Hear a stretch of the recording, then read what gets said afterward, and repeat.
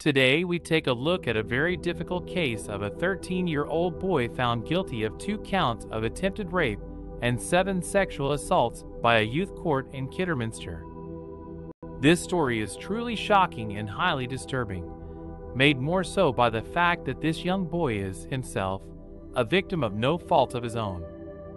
The attacks occurred in December 2022 and January of this year in Telford, Shropshire, where the boy is said to have confronted each victim, a 16-year-old, 2 17-year-old girls, and a woman in her 30s, grabbed them and proceeded to try and rape them all. Shrewsbury Crown Court presided on Friday and discussed how the boy had a distorted view about sexual intimacy and a distorted view about women generally. The judge asked for an explanation, but the court received none, and the judge could find absolutely no idea what the driving force was behind these offenses.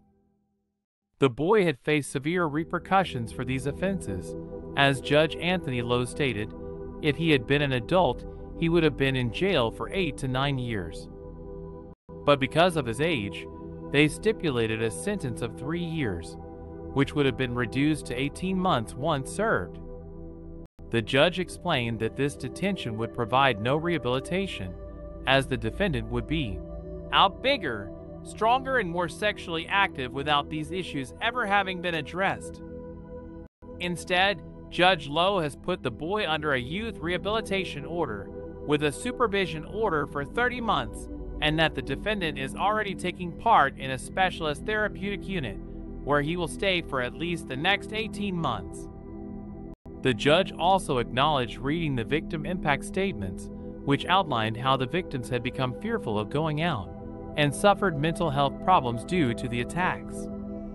However, when addressing the boy, the judge also said that he had heard details of how the boy's parents had split after a period of unhappiness, and that his family life had been quite normal prior to the attack.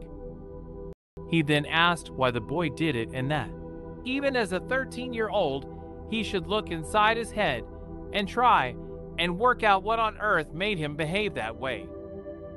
The story comes as a jarring reminder that these types of offenses can occur to anyone, even very young people, and that prevention is key to putting an end to it.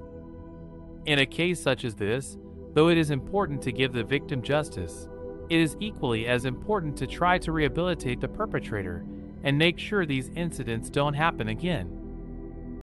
It is our hope that the young boy will be able to find the rehabilitation he needs, and that the victims are getting the support and justice they deserve.